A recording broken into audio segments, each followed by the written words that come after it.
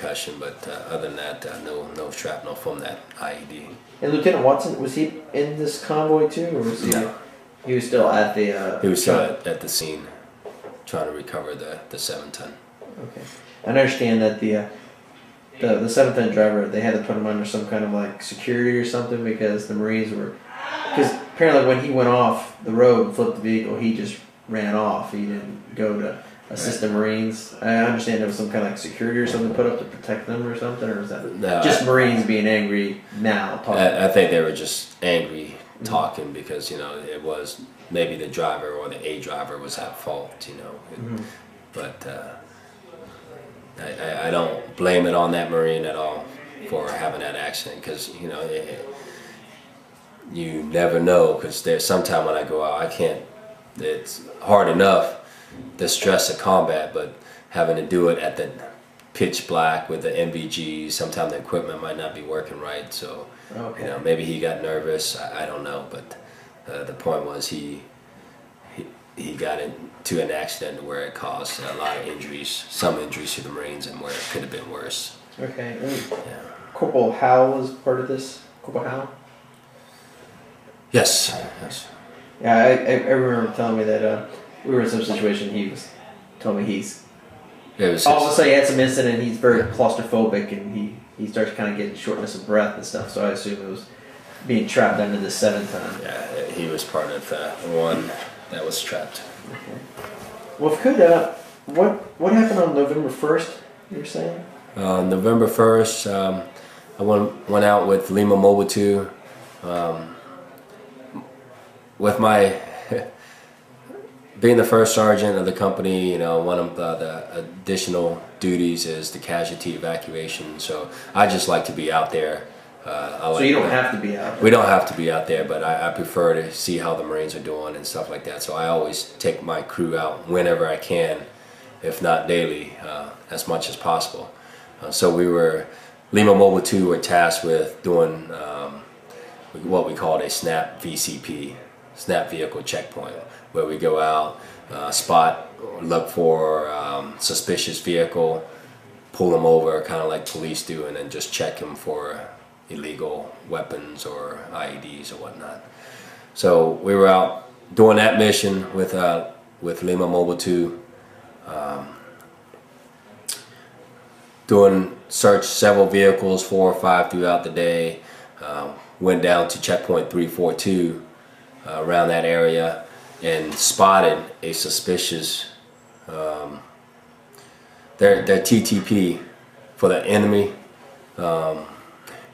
What they do is they set gas cans out on the curve, kind of like to mark or spot to the locals that, hey, look, this is, you know, we have something in this.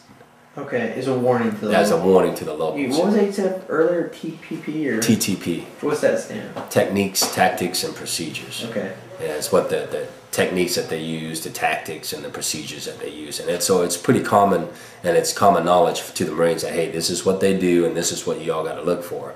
So we saw the gas can on the curb there, and we knew it was a warning sign. And especially when they saw the coalition forces pulling up, you know, that the guy that was working at the store there came out immediately and grabbed the gas can and pulled it in, and kind of like acted suspicious. Oh, okay. So the plan was, it was a warning to civilians, but as soon as the Marines were supposed to come, they were supposed to remove that gas can, so you wouldn't recognize the warning. Wouldn't recognize the warning. But the tenant at this gas station was just slow on the draw. Y'all popped up unexpectedly. Right. We popped up unexpectedly. It was like a shop. It wasn't really a gas station, a mechanic shop. So we saw that, and the convoy commander, Staff Sergeant Ledford, he was the team leader for Mobile 2. He made the call, hey, let's snap this store or this shop. So we went in and searched the store, searched the 3 males there, and didn't find anything. We were on scene searching them for about 15-20 minutes, and nothing happened. So we let them go.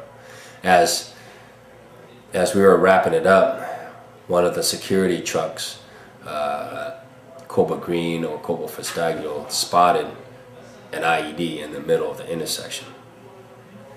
The IED was a pile of rocks with wires sticking out of it. So we knew, you know, it's like, man, that was pretty easy to spot. So we spotted it, they spotted it, so we called EOD in to neutralize it. Okay. So knowing that day, it could have potentially been bad, but nothing happened. Nothing happened so far. But as we were setting up security, waiting on EOD to come out, EOD finally came out sometime later on. As they were clearing that IED, they launched a robot to neutralize it, per se. And while the robot were doing its thing, it was getting interference from somebody, because the robot lost control and it kept going around in a circle, and it was just acting up unnormal, you know. Oh, so somebody intentionally was out there with some kind of device that was potentially on the same frequency. And yes, and that's what happened. The insurgents outsmarted us. They had a system where they were jamming the signal to the robot. So EOD launched out a second robot to investigate around the area. And that robot also went haywire and started going around in circles, started acting loopy and everything like that. So at that point, they went ahead and decided, hey, we need to go ahead and mechanically or manually remove the IED and recover the robots. So they made a conscious decision to go ahead and push out of the intersection to grab the robots and recover that. These were EOD you did? Yes. Do you remember their names? Staff Sergeant Weber was the team leader for the EOD. At the time, it was Staff Sergeant Webb. Just Staff Sergeant Webb? Yes, Staff Sergeant Webb. And Sergeant Callahan. Those names are significant because they'll come into play later on when we were doing our second tour in Ramadi. Okay. Yeah. So they went out there and grabbed these robots with this IED. Yeah. Okay. So they drive out, park the vehicle in the middle of the intersection. Keep in mind, this is the same intersection that our section had just drove over, and actually parked and stopped there briefly, and then when we were snapping on that one store. So EOD pulls out, parked right in the middle of the section. You can see Sergeant Callahan getting out of the vehicle to go recover the IED. So their plan was just to drive the Hummer up as fast as they could, grab it and throw it in the Hummer? Yes, grab it, throw it in the Hummer, pick up the robots and throw it in the Hummer. As I'm watching, my vehicle, we're about 50 meters from the intersection. We have viz on everything, and I'm recording this with my little camera. Because as they got out, Staff Sergeant Webb got out of the vehicle and took a knee to provide security for Sergeant Callahan. At that time, that's when we got ambushed. Okay. Yeah. So what kind of ambush was it? Was it just the detonation of the IED, or was that a huge IED detonated directly beneath that EOD vehicle?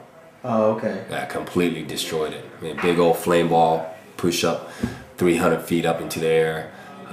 So the IED itself that you were trying to disarm really wasn't the IED. The IED was. Yeah. Okay. It was armed, but they had already neutralized it, so it didn't go off. But the reason and the purpose later on, what we found out was that it was a phony. It was a bait IED. They wanted us to go out there and recover it, and that's why they were jamming the robots and everything like that. Okay. So. So what happened to Staff Sergeant Webb and then Sergeant Callahan? Sergeant Callahan survived it. He received some concussion and everything like that, but he was fine. That was quite because he ran away from the Hummer to grab the robots, and I guess. And he was about 15 feet from the explosion, so he got some dust and dirt and debris, you know. But Staff Sergeant Webb, what happened to him? But as the detonation, it blew up, the vehicle flipped over and everything just kind of like shot out everywhere, and we were getting secondary explosion with the grenades and the C4 that was exploding there nearby. This you saying nearby, was this part of other explosive? I mean, insurgent explosive devices around the area, or just from the vehicle. That's what